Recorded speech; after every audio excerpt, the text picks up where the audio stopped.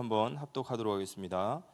그 밤에 골짜기 문으로 나가서 용정으로 본문에 이르는 동안에 보니 예루살렘 성벽이 다 무너졌고 성문은 불탔더라. 앞으로 나아가 샘문과 왕의 못에 이르러서는 탄 짐승이 지나갈 곳이 없는지라. 그 밤에 시내를 따라 올라가서 성벽을 살펴본 후에 돌아서 골짜기 문으로 들어와 돌아왔으나 방백들은 내가 어디 갔었느며 무엇을 하였는지 알지 못하였고 나도 그 일을 유다 사람에게나 제사장들에게나 귀족들에게나 방백들에게나 그 외에 일하는 자들에게 알리지 아니하다가 후에 그들에게 이르기를 우리가 당한 공경은 너희도 보고 있는 바라. 예루살렘이 황폐하고 성문이 불탔으니 자 예루살렘 성을 건축하여 다시 수치를 당하지 말자 하고 또 그들에게 하나님의 선한 손이 나를 도우신 일과 왕이 내게 이른 말씀을 전하였더니 그들의 말이 일어나 건축하자 하고 모두 힘을 내어 이 선한 일을 하려 하며 호론 사람 산발락과 종이었던 암몬 사람 도비아와 아라비아 사람 게셈이 이 말을 듣고 우리를 업신여기고 우리를 비웃어 이르되 너희가 하는 일이 무엇이냐 너희가 왕을 배반하고자 하느냐 하기로 내가 그들에게 대답하여 이르되 하늘의 하나님이 우리를 형통하게 하시리니 그의 종들인 우리가 일어나 건축하려니와 오직 너희에게는 예루살렘에서 아무 기업도 없고 권리도 없고 기억되는 바도 없다 하였느니라. 아멘. 우리 옆 사람과 한번 인사 나누도록 하겠습니다. 2023년 우리 모두 응답 받읍시다. 하나님이 주시는 마음이시니까요, 그죠? 이게 하나님 마음을 주시면 담대해집니다. 왜냐하면 위선이 아니기 때문에. 올해는 특별 새벽기도 때부터 계속해서 진짜 우리 모든 성도들이 응답 받았으면 좋겠다라는 생각을 참 이렇게 간절하게 하게 됩니다. 그래서 가정에 있는 정말 기도의 제목들 또 그동안 기도했던 것들 정말 응답 받고 올해는 우리 교회에 하나님께서 그런 많은 응답과 축복의 간증들이 넘쳐나는 귀한 한 해가 될 줄 믿습니다. 그래서 오늘 말씀을 좀 받으면요. 오늘 제목을 원래는 예수를 바라볼 때 하나님의 손이 도우십니다 이렇게 하려고 하다가 원래 있는 대로 예수를 바라보자. 하나님의 손이 우리를 도우심으로 이렇게 한번 제목을 잡아봤습니다. 세상 사람들과 우리는 분명히 다른 인생을 살죠. 우리가 교회 안에서 말씀을 듣다 보면 제일 먼저 깨달아야 되는 것은 인생은 선택이라고 말하지만 우리 기독교 복음 안에서는 인생이 선택이 아니라 영적 상태입니다. 우린 예전에 선택하면 우리가 이렇게 하면 좋을까 저렇게 하면 좋을까라고 생각했지만 사실 그렇지 않아요. 우리가 영적인 상태가 하나님 앞에 서면 우리가 어디로 가든지 무엇을 하든지 하나님 우리를 형통케 하고 승리하게 하실 줄 믿습니다. 그래서 저희들은 선택하는 인생이 아니라 정말 이번 연도에 주셨던 말씀처럼 예수 그리스도께 집중하는 인생이 되어야 됩니다. 이 여호수아서 3장 1절에서 5절에 보면 이 요단을 건너라라는 이 메시지와 함께 요단을 건너기 전에 여호수아가 했던 메시지가 있어요. 이 요단이라는 것은 어떻게 보면 참 많은 의미가 있지만 과거에 이스라엘이 홍해를 건넜듯이 이 세대가 요단을 건넌다라는 것은 이제 새로운 시작을 얘기합니다. 근데 이 새로운 시작, 그래서 여호수아가 여호수아서 3장 3절에 보면 너희가 지금부터 가야 될 길은 한 번도 이전에 너희가 가본 적이 없던 길이다라고 하면서 제일 먼저 하는 말이 제사장이 맨 언약궤를 따라가라 이렇게 얘기하죠. 그리고 나서 이제 4절에 말씀하신 게 뭐냐면 이 언약궤를 따라가되 2000규빗을 떨어져서 따라가라는 거예요. 2000규빗이 약 1km 정도 됩니다. 그러면서 모든 관리들에게 지금으로 하는 우리 중직자들에게 또 교회의 지도자들에게 진중에 돌아다니면서 모든 백성을 성결하게 하라 이렇게 해요. 그럼 너희가 요단을 건너리라 그랬습니다. 우리가 언약궤를 따라가라는 것은 말씀 따라가라. 그러니까 올 한 해도 우리는 어떻게 살아야 되지 이런 고민할 이유가 없습니다. 왜냐하면 우리 주신 원단의 말씀과 강단의 말씀 따라서 계속 나아가시기 바랍니다. 그리고 따라가는데 중요한 것은 2000규빗을 떨어지라는 거예요. 2000규빗을 떨어지라. 이게 무슨 뜻일까요?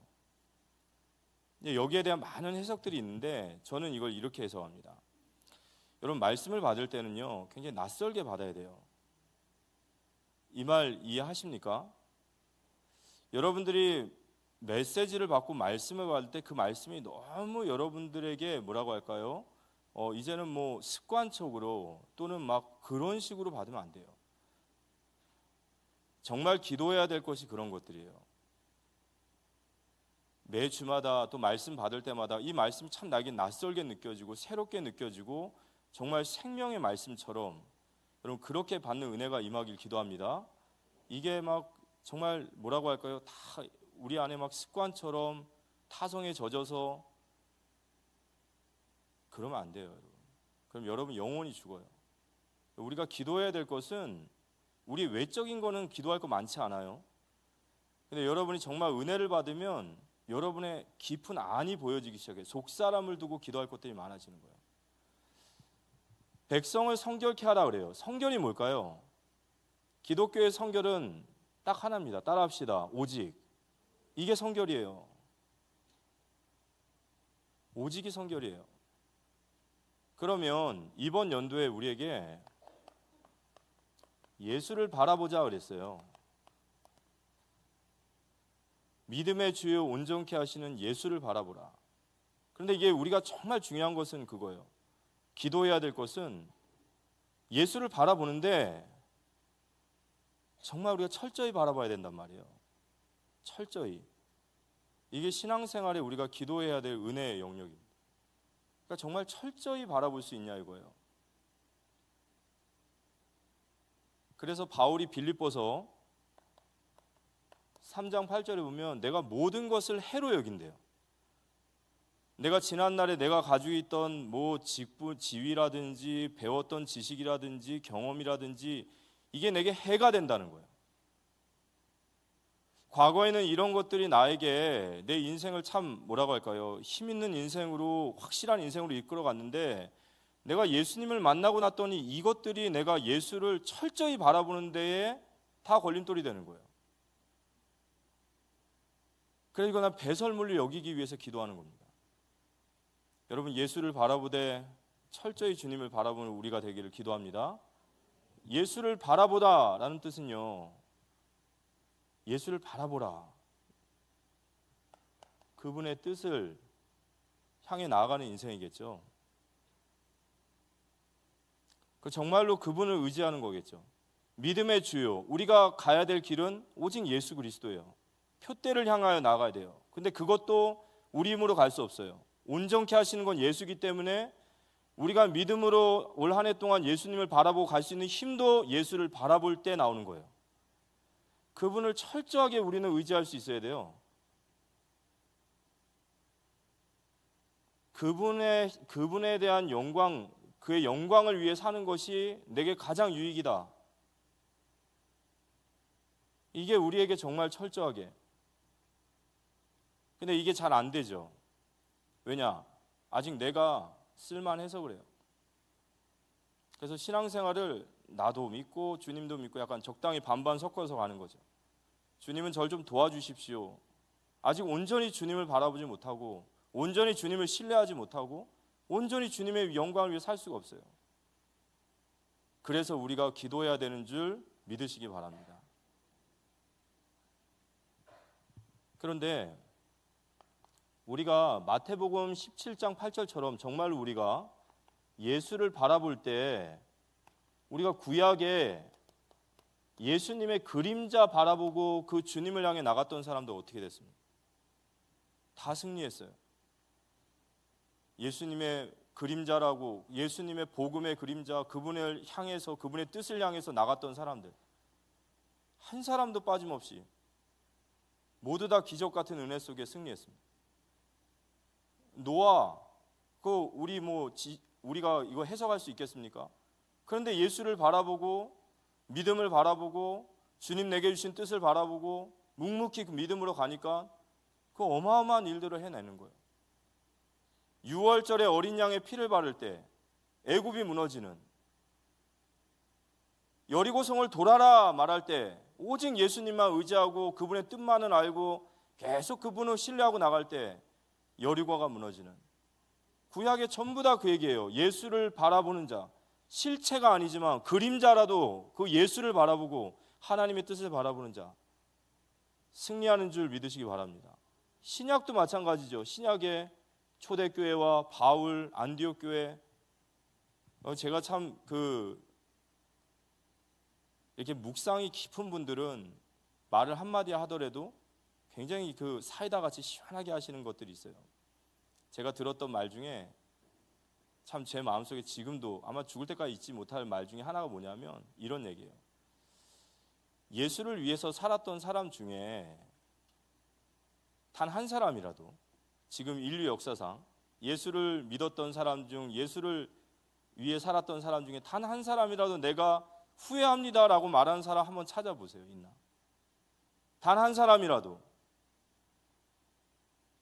내가 예수를 위해 살고 후회했노라라고 말하는 사람이 단 한 명이라도 있나? 한 명이라도 있으면 이게 부인할 텐데 저는 못 찾았어요. 우리가 예수 그리스도를 바라보고 예수를 위해 사는 삶이 우리에게 가장 축복된 인생인 줄 믿으시기 바랍니다. 그래서 하나님이 우리에게 예수를 위해 살고 예수를 바라보라는 거예요. 예수를 바라보는 자는요, 예수와 함께 승리합니다. 반드시 승리합니다. 그래서 우리는 올해 24년의 한 해 동안 정말 예수님의 뜻이 무엇이냐, 정말 주님의 뜻이 무엇이냐, 그리고 정말로 내가 주님을 의지하기 위해서 기도하고 순종하고 그분의 영광을 위해서 나아가는 우리 모든 사랑의 교회 성도님들 되시기를 기도합니다. 그렇게 올 한 해를 가시면 그 끝에서 여러분과 저는 승리하게 될 줄 믿으시기 바랍니다. 오늘 잠시 말씀 나눌 것은 이 느헤미야라는 사람의 이야기입니다.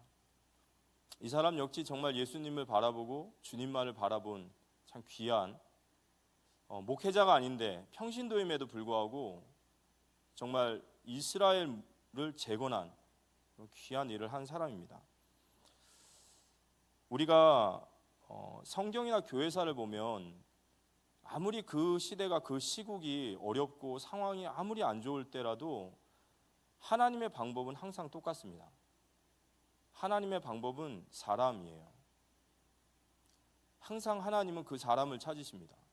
지금도 하나님은 사람을 찾으십니다. 지금도 찾으십니다. 이 느헤미야라는 사람 역시도 그 시대에 하나님께서 쓰신 사람이고 또 하나님의 사람이에요. 모두 다 복음을 떠나고 교회를 떠나고 하나님을 부정하고 모든 사람들이 다 떠나는 것 같지만 여러분, 그 속에서도 남은 자는 있어요.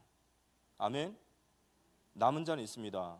아무리 세상이 하나님을 부인하고 아무리 세상이 교회에 대해서 이런저런 얘기를 하고 뭐 이런저런 얘기를 해도요, 그 속에서도 하나님을 사랑하고 주님 붙들고 그 속에서 믿음으로 살려는 사람이 있습니다.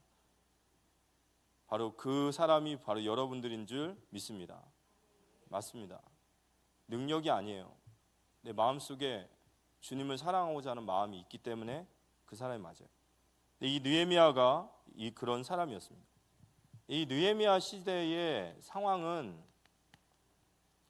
이제 바벨론에 끌려갔던 이스라엘 백성들이 이제 바벨론에서 포로로 귀환해서 이제 성전을 재건하라 이렇게 얘기를 합니다. 이제 성전 재건이 한창 진행되다가 또 페르시아 왕 바사 왕에 의해서 잠깐 멈칫하다가 학개 선지자를 통해 성전이 다시 재건되어집니다. 그리고 이제 성전 재건이 끝나고 나서 이제 에스라라고 하는 그 선지자가 이스라엘 백성들을 다시 힘있게 일으켜서 이제 성벽을 재건하기 시작합니다. 성전을 짓고 나면 성벽은 지어져야 돼요. 왜냐하면 그게 모두 그걸 합쳐서 성전이라고 하는 겁니다. 이 성벽은 성전을 지키는 망대의 역할을 하기도 하고 또 적으로부터 보호하는 역할을 합니다. 근데 이제 이 성벽을 계속 재건을 하다가 이 아닥사스다라고 하는 왕이 이 성벽 재건을 또 이 성벽 재건을 반대하는 무리들의 말을 듣고 스탑해요. 그래서 성벽 재건이 이게 멈추게 됩니다. 그리고 나서 시간은 한 20년 정도 흘렀어요. 근데 한 20년 정도 시간이 흐르고 나서 바벨론 땅, 이제 페르시아 땅에 있던 느헤미야에게 어느 날 오늘 느헤미야 1장 2절에 보면 내 형제들 가운데 하나인 하나니가 두어 사람과 함께 유다에서 내게 이르렀기로 내가 그 사로잡힘을 면하고 남아있는 유다와 예루살렘 사람들의 형편을 물은즉 그들이 내게 이르되 사로잡힘을 면하고 남아있는 자들이 그 지방 거기에서 큰 환난을 당하고 능욕을 받으며 예루살렘 성은 허물어지고 성문들이 불탔다 하는지라. 이 예루살렘의 소식이 들려온 거예요.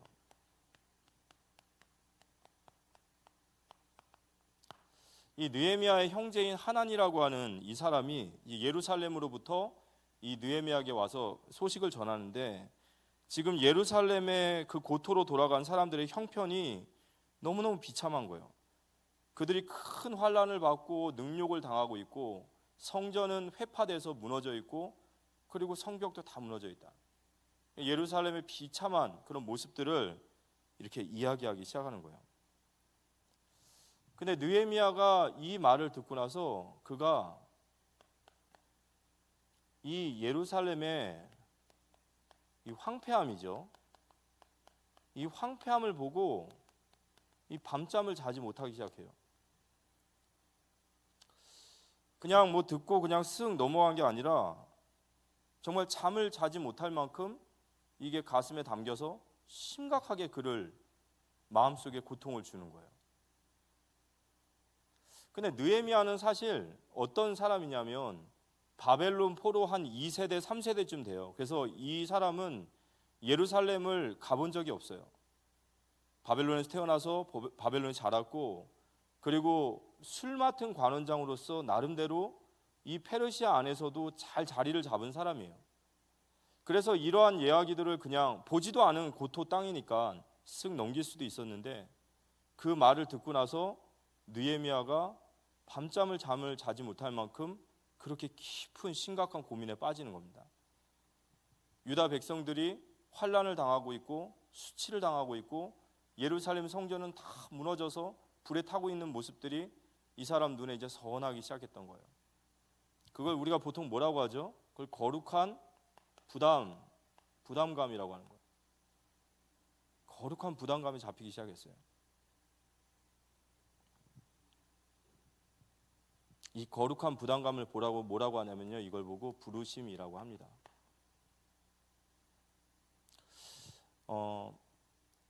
우리 성도님들, 우리가 남들은 보이지 않는데 내 눈에 보이는 것이 있고요, 남들이 들리지 않는데 내 귀에 들려지는 게 있어요. 그게 바로 소명이고 부르심입니다. 우리가 정말 죽을 만큼 벗어나고 싶은 환경일 수도 있고 내가 정말로 다 버리고 도망가고 싶은 그 자리도 어쩌면 그게 부르심의 자리일 수도 있어요. 오늘 느헤미야가 예루살렘의 황폐함을 들을 때 그의 마음속에 거룩한 부담감이 밀어 넣어졌어요. 그리고 그가 밤잠을 자지 못할 만큼 깊은 고민에 빠졌고 그 속에서 느헤미야가 있었습니다. 그런데 이 부르심이 느헤미야의 인생의 터닝 포인트였어요. 그래서 느헤미야가 이러한 하나님의 부르심 앞에 느헤미야의 기도가 시작돼요.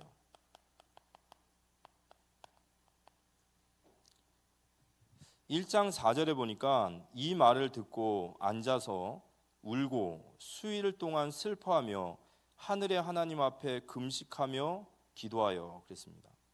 느헤미야가 이 이야기를 듣고 앉아서 울고 수일 동안 슬퍼하며 금식했대요. 성경은 소설이 아니죠. 맞습니까? 성경 소설 아니에요. 진짜 그랬다는 거예요. 느헤미야가 예루살렘의 황폐한 소식을 듣고 그가 그 자리에 털썩 주저앉아서 울기 시작했어요. 그리고 그가 금식을 하고 기도하기 시작합니다. 기도, 오늘 우리 금요 기도에 기도하러 나오셨죠? 기도가 뭘까요? 기도는 내가 할 수 없는 것을 하는 것이 기도예요. 기도라는 것은요, 그런 의미가 있어요. 하나님이 이 일은 내 힘으로 할 수 없습니다. 이건 하나님이 하셔야 됩니다. 라는 것이 바로 기도입니다. 금식 기도라는 것은 그 사실에 대한 가장 적극적인 모습인 거예요. 느헤미야가 이 예루살렘의 고토를 향해 그가 기도하기 시작했습니다. 왜냐? 할 수 없기 때문에. 가슴에는 거룩한 부담감이 가득 차서 애통함이 가득해서 펑펑 눈물은 나는데 정작 본인은 거기에 대해서 할 수 있는 것이 아무것도 없는 거예요. 그가 수위를 울며 금식하며 하늘의 하나님 앞에 기도하기 시작한 겁니다. 느헤미야의 통곡의 기도가 시작되는 거예요. 통곡의 기도.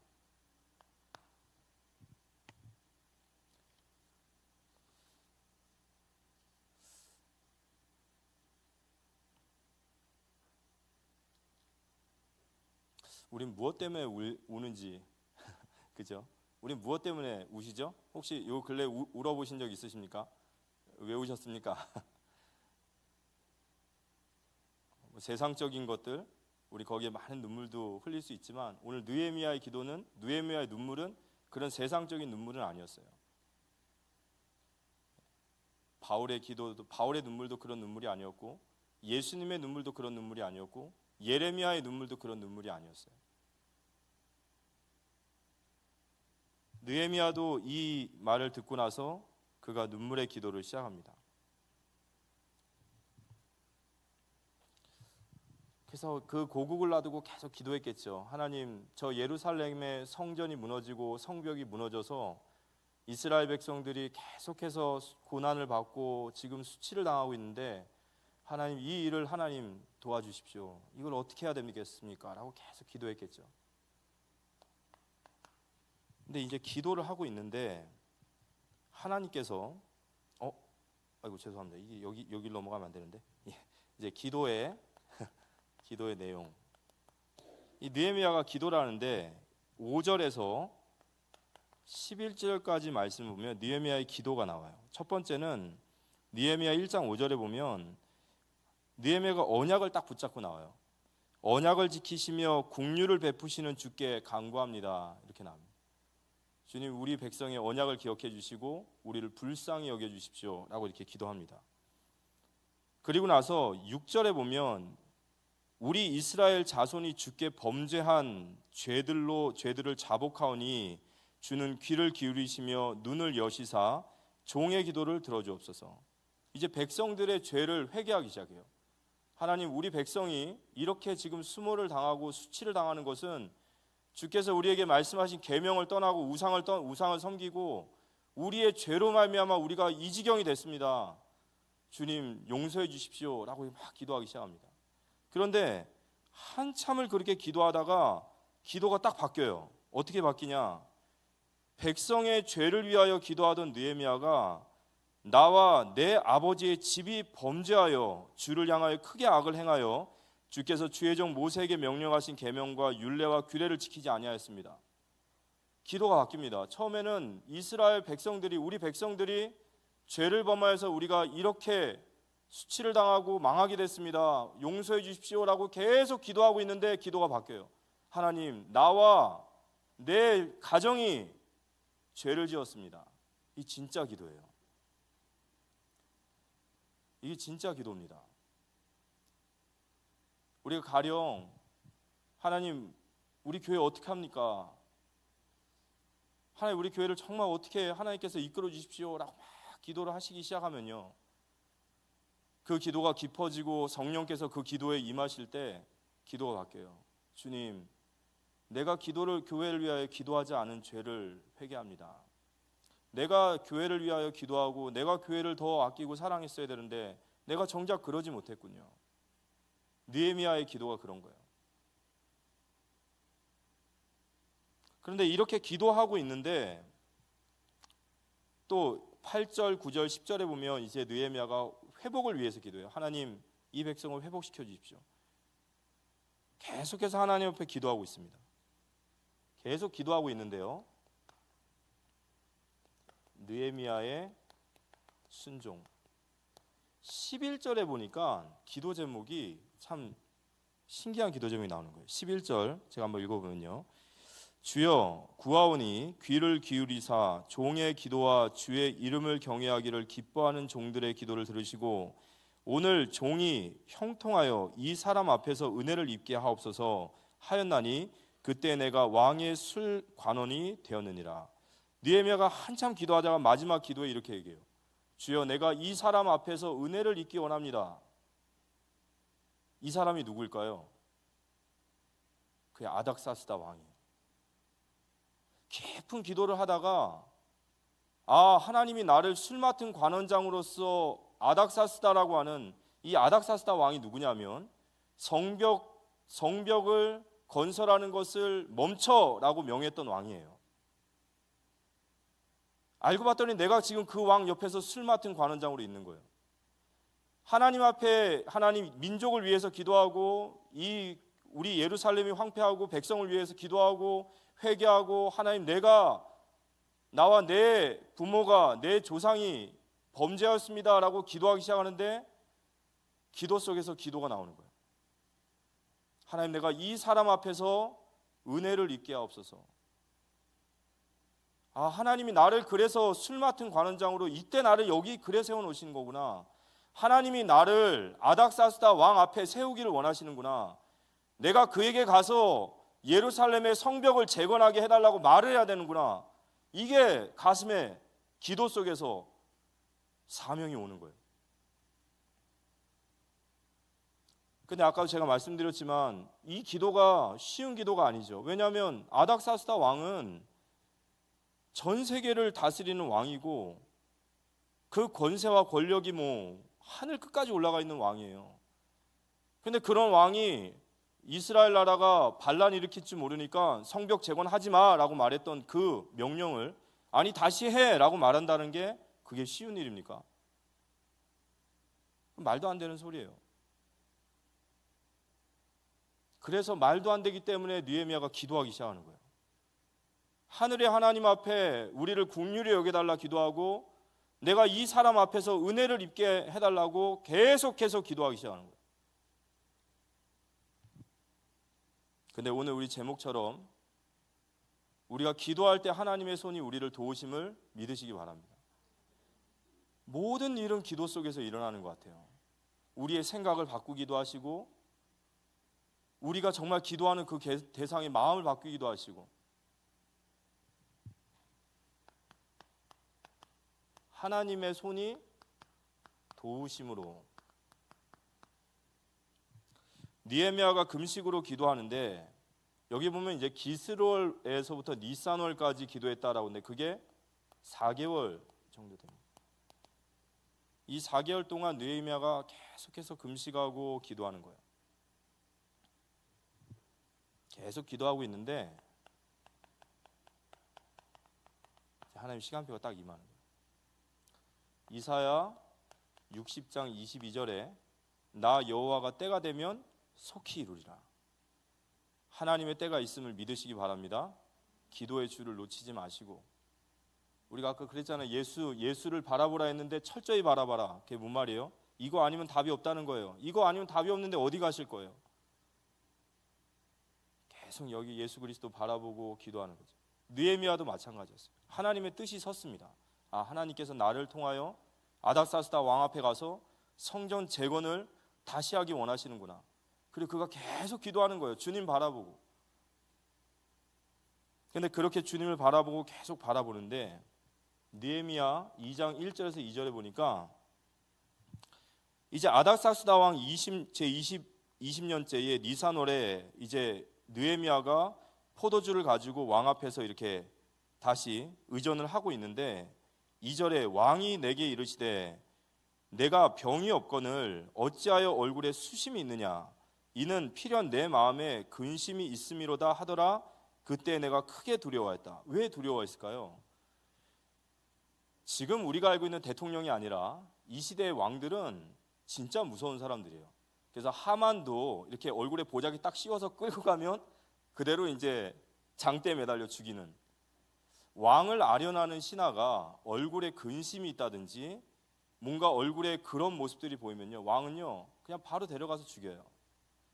그래서 왕 앞에 있는 사람들은 항상 웃고 방긋방긋 웃으면서 늘 이렇게 좋은 모습들을 보여야 되는데, 느헤미야가 기도하다가 실수겠죠. 거기에 훈련된 사람일 텐데 얼굴에 근심이 보이니까 이 아닥사스다 왕이 어찌하여 네 얼굴에 근심이 있느냐 다 얘기하는 거예요. 이제 느헤미야가 이때구나 싶었던 것 같아요. 우리가 기도하다 보면 하나님 우리에게 그 시간표를 알려주십니다. 우리가 결단해야 될 시간표도 주님이 주실 줄 믿습니다. 우리가 다니엘 같은 경우에도 그랬어요. 다니엘도 왕이 앞으로 30일 동안 나 외에 다른 신에게 절하는 자는 무조건 사자굴에 집어넣는다. 근데 다니엘이 그걸 듣고도 예루살렘을 향해서 기도했단 말이에요. 도대체 이거 뭐냐? 저 지하실에 내려가서 기도하면 못 들으시냐? 그게 아닌 거예요. 다니엘은 기도 많이 하는 분이에요. 기도 속에서 하나님이 다니엘에게 뜻을 보여주신 거예요. 이때는 내가 죽어야 되는 거구나. 이때는 내가 죽어야 되는 거구나. 느헤미야도 마찬가지예요. 계속해서 기도했던 사람이기 때문에 이 짧은 찰나지만 그는 여기 내가 결단해야 되는구나. 느헤미야가 뜻을 정하고 그 왕 앞에 이렇게 얘기합니다. 뭐라고 얘기하냐면요, 두 번째, 하나님의 손이 도우심으로. 왕이 어찌하여 네 얼굴에 그렇게 근심이 많느냐라고 말할 때 2장 3절에 보니까 왕께 대답하되 왕은 만세수를 하옵소서. 내 조상들의 묘실에 있는 성읍이 이제까지 황폐하고 성문이 불탔사오니 내가 어찌 얼굴에 수심이 없사오리이까 하니. 이제 얘기했어요. 왕이시여, 지금 우리 조상들의 묘실과 우리 성벽이 다 불타서 황폐해져서 지금 우리 백성들이 그렇게 고초를 치르고 있습니다. 그런데 어찌 내가 얼굴에 근심이 없을 수 있겠습니까? 근데 이 이야기를 듣고 왕이 보자기를 씌워서 이렇게 사형한 것이 아니라 4절을 보니까 왕이 내게 이르시되 그러면 내가 무엇을 원하느냐 하시기로. 우리 믿음의 사람들이 하나님의 뜻을 가지고 기도할 때, 그리고 그 뜻을 향해 나갈 때 하나님의 도우심이 시작될 줄 믿으시기 바랍니다. 하나님의 도우심이 시작되는 거예요. 그래? 그럼 내가 너에게 어떻게 해주기 원하느냐? 그때 느헤미야가 내가 곧 하늘의 하나님 앞에 묵도하고, 짧은 찰나지만 또 기도했어요. 그리고 나서 5절에 이렇게 얘기합니다. 왕에게 아뢰되 왕이 만일 좋게 여기시고 종이 왕의 목전에서 은혜를 얻어 싸우면 나를 유다 땅 나의 조상들의 묘실에 있는 성읍에 보내어 그 성을 건축하게 하옵소서 하였는데, 6절, 그때의 왕후도 왕 곁에 앉아 있었더라. 왕이 내게 이르시되 내가 몇 날에 다녀올 길이며 어느 때에 돌아오겠느냐 하고 왕이 나를 보내기를 좋게 여기시기로 내가 기한을 정하고, 내가 또 왕에게 아뢰되 왕이 만일 좋게 여기시거든 강 서쪽 총독들에게서 내리시는 조서를 내게 주사 그들이 나를 용납하여 유다에 들어가기까지 통과하게 하시고, 또 왕의 살림 감독 아삽에게 조서를 내리사 그가 성전에 속한 영문의 문과 성곽과 내가 들어갈 집을 위하여 들보를 쓸 제목을 내게 주게 하옵소서 하매, 줄줄줄 나와요. 본물이 확 터지니까 그래 한번 얘기해봐라 그랬더니 나를 유다로 보내주세요. 두 번째는 왕의 군인들을 저와 함께 호위를 해주시고 모든 총독들에게 저희를 막지 않게 해주시고 살림을 맡은 자에게 이 성곽과 성벽을 세울 제목을 우리에게 달라고 말씀해 주십시오. 이게 어떻게 이렇게 줄줄줄 나왔을까요? 이거 평상시에 느헤미야가 계속 기도했던 거예요. 4개월 동안 계속 기도했던 거예요. 그렇게 하옵소서 하매, 우리 한번 읽어볼까요? 8절 성경책 있으시죠? 읽어볼까요? 내 하나님의 선한 손이 나를 도우심으로 왕이 허락하고, 이렇게 나와 있습니다. 느헤미야가 4개월 동안 하나님 앞에 통곡으로 기도하고 민족을 위해서 하나님 나라를 위해 기도하고 그가 뜻을 정할 때 하나님의 도우심이 임한 줄 믿으시기 바랍니다. 왕의 마음을 바꿔주셨어요.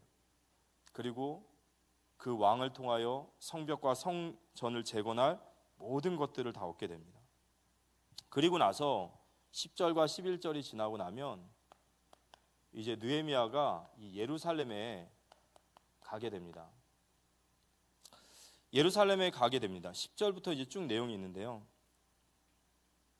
예루살렘으로 가는데 이 10절 한번 제가 한번 읽어볼게요. 9절부터 한번 읽어보겠습니다. 9절부터 한번 읽어보겠습니다. 자, 군대 장관과 마병을 보내어 나와 함께 하시기로 내가 강 서쪽에 있는 총독들에게 이르러 왕의 조서를 전하였더니 호론 사람 산발락과 종이었던 암몬 사람 도비아가 이스라엘 자손을 흥왕하게 하려는 사람이 왔다함을 듣고, 아멘. 무슨 말인지 모르시겠어요? 이스라엘을 대적하던 자가 느헤미야가 온다는 소문을 딱 들으니까 그들이 뭐라고 하냐? 이스라엘을 흥왕하게 할 사람이 왔다함을 듣고 그랬어요. 교회와 가정 현장을 흥왕하는 우리 주역들 되시길 기도합니다. 이 벌써 마귀가 아는 거예요. 느헤미야가 어떤 사람이라는 거. 그리고 나서 이제 예루살렘으로 갑니다. 11절, 내가 예루살렘에 이르러 머무른 지 사흘 만에 내 하나님께서 예루살렘을 위하여 무엇을 할 것인지 내 마음에 주신 것을 내가 아무에게도 말하지 아니하고 밤에 일어나 몇몇 사람과 함께 나갈새 내가 탄 짐승 외에는 다른 짐승이 없더라. 그 밤에 골짜기 문으로 나가서 용정으로 분문에 이르는 동안에 보니 예루살렘 성벽이 다 무너졌고 성문은 불탔더라. 이제 이 느헤미야가 말을 타고 예루살렘에 가서 내가 이곳에 왜 왔는지에 대해서 그들에게 말하지 않고 이제 예루살렘을 한 바퀴 돌기 시작했던 것 같아요. 말을 타고 뚜벅뚜벅 예루살렘을 도는데 그 예루살렘의 모습이 예루살렘의 성벽은 다 무너졌고 성문은 다 불타있는 황폐한 모습들을 이제 이걸 보게 된 겁니다. 이걸 보면서 참 느헤미야가 마음에 많은 아픔과 원통함, 그런 마음이 있었겠죠. 그리고 나서 이제 이러한 광경들을 다 보고 나서 15절, 그 밤에 시내를 따라 올라가서 성벽을 살펴본 후에 돌아서 골짜기 문으로 들어와 돌아왔으나 방백들은 내가 어디에 갔었으며 무엇을 하였는지 알지 못하였고 나도 그 일을 유다 사람들에게나 제사장들에게나 귀족들에게나 방백들에게나 그 외에 일하는 자들에게 알리지 아니하다가 17절, 후에 그들에게 이르기를 우리가 당한 공경은 너희도 보고 있는 바라. 예루살렘이 황폐하고 성문이 불탔으니 자 예루살렘 성을 건쳐가요 다시 수치를 당하지 말자 하고, 또 그들에게 하나님의 선한 손이 나를 도우신 일과 왕이 내게 이른 말씀을 전하였더니 그들의 말이 일어나 건축하자 하고 모두 힘을 내어 이 선한 일을 하려 하매. 그랬어요. 느헤미야가 예루살렘 성전을 한 바퀴 다 돌고 나서 새벽에 그곳을 다 돌고 나서 예루살렘에 있는 그의 형제들에게 갔습니다. 어디 갔다 왔는지 몰라요. 그런데 느헤미야가 그 앞에서 이렇게 얘기하는 거예요. 예루살렘에 황폐되어 있고 성문은 다 불탔으니 자 우리가 성전을 건축하고 다시는 우리가 수치를 당하지 말자, 이렇게 얘기했습니다. 근데 그 말을 들은 이스라엘 백성들이 다 같이 일어나 성전을 건축하기 시작했다는 거예요. 저는 여기에 하나님의 도우심이 있다고 믿습니다. 여기에 하나님 도우심이 있다고 믿어요. 느헤미야가 이스라엘 백성들에게 자 우리가 성전을 건축하자, 이 성읍이 황폐되고 성문이 다 불탔지 않냐, 이제 우리가 성전을 건축하고 다시는 우리가 수치를 당하지 말자. 그리고 그가 왕에게 아련했던 이야기들, 내가 여기 왜 왔는지 이야기를 할 때 이스라엘 백성들이 와 하고 일어나기 시작하는 거예요. 그래서 제가 성경을 읽어보면서 한 가지 발견한 게 있습니다. 성전의 건축과 성벽의 재건은 건물의 이야기가 아니에요. 항상 이스라엘이 영적으로 재건될 때마다 놓였던 하나님의 일을 다시 잡기 시작하는 거예요.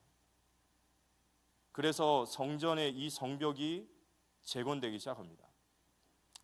그래서 이제 성벽 재건이 시작됩니다. 그래서 느헤미야서 3장에는 성벽 중수가 시작이 되고 4장에는 막 방해자들이 와요. 그렇지만 하나님께서 그 방해자들을 이기게 하십니다. 그리고 5장에는 이 성벽 공사에 모든 이스라엘 백성들이 다 같이 붙어요. 어린아이부터 노년까지 다 같이 이 일을 합니다. 그리고 6장에 이 성벽이 완공이 되는데 6장의 그 성벽 완공에 6장 15절에 보면 이렇게 나와 있어요. 성벽의 역사가 52일 만인 에루월 25일에 끝나매. 이 성벽 공사의 시작과 끝이 언제냐? 52일. 52일 만에 성전과 성벽이 완공이 됐어요. 20년 동안 손대지 못했던, 20년 동안 아무것도 하지 못했던 그 현장이 52일 만에 완공되어진 거예요. 그리고 나서 이스라엘은 3차 포로 귀환 후에 느헤미야의 개혁 운동이 일어나고 여기에 제사장과 그리고 예배가 회복되고 그리고 마지막에 성벽을 봉헌하는 그 자리에서 마지막에 이런 말씀이 있어요. 느헤미야 12장 43절에 보면 이 성벽 봉헌이 이제 완성돼서 하나님 앞에 봉헌 예배를 드리는 그 시간에 이날에 무리가 큰 제사를 드리고 심히 즐거워하였으니 이는 하나님이 크게 즐거워하게 하셨습니다. 부녀와 어린 아이도 즐거워하였으므로 예루살렘이 즐거워하는 소리가 멀리 들렸느니라. 성벽 재건이 완성이 되고 거기서 하나님 앞에 예배를 드릴 때 이스라엘 어린아이들, 부녀들, 노인들 모두 다 너무너무 기뻐하는 거예요. 왜 기뻐하냐? 하나님이 기뻐하게 하셨다는 거예요. 오늘 이 느헤미야서 말씀을 마치면서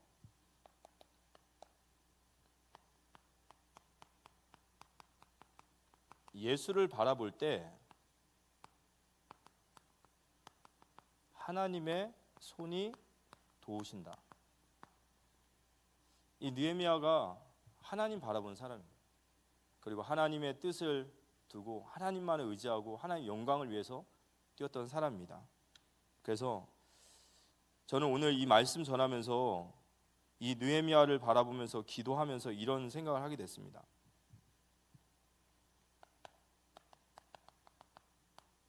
하나님의 부르심? 하나님은 지금도 사람을 찾고 계셔요. 우리 귀한 성도님들께서 이 시대의 느헤미야가 되어지시기를 기도합니다. 그래서 곳곳마다 여러분의 가정에서, 현장에서, 또는 직장에서, 학교에서, 교회에서 하나님 여러분에게 주신 마음의 뜻을 두고 느헤미야와 같이 기도하시다가 여러분이 정말 무너져 있는 성벽의 황폐함에 애통함을 두고 이야기하시는 거예요. 성벽이 불탔고 성문이 다 회파되었다. 이제 우리가 성전을 건축해서 다시는 수치를 당하지 말자. 우리가 다시 일어나자. 우리가 여호와의 영광을 위해 일어나자. 그렇게 느헤미야가 말할 때 모든 이스라엘 백성들이 다 일어났던 것처럼 우리 모든 성도님들이 정말 이 시대의 느헤미야와 같은 그런 주역으로 쓰임받기를 기도합니다. 여러분 마음속에 주신 부서 또는 우리 가정 또 내 산업 현장, 내 후대들, 교회,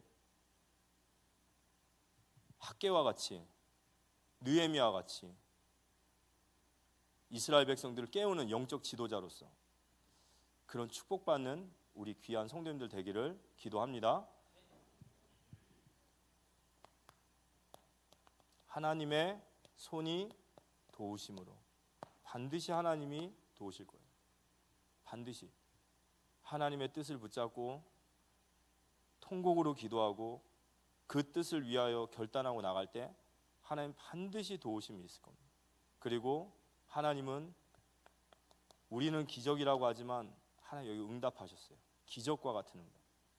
아무도 생각하지 못했을 거예요. 52일 만에 성벽이 건설될 거라고. 근데 하나님은 이 일을 하셨습니다. 24년에 우리 귀한 교회와 또 우리 현장, 우리 가정에 우리 각자가 느헤미야가 되어서 그 무너진 성벽과 황폐한 성전들을 세우고 그리고 하나님이 느헤미야를 부르신 것은 이스라엘을 재건하기 위하심인 줄 믿습니다. 이스라엘을 재건하는 민족을 재건하는, 정말 우리 그런 교회, 우리 개인, 우리 후대들 되는 우리 모두가 되시기를 살아계신 예수님의 이름으로 기도합니다.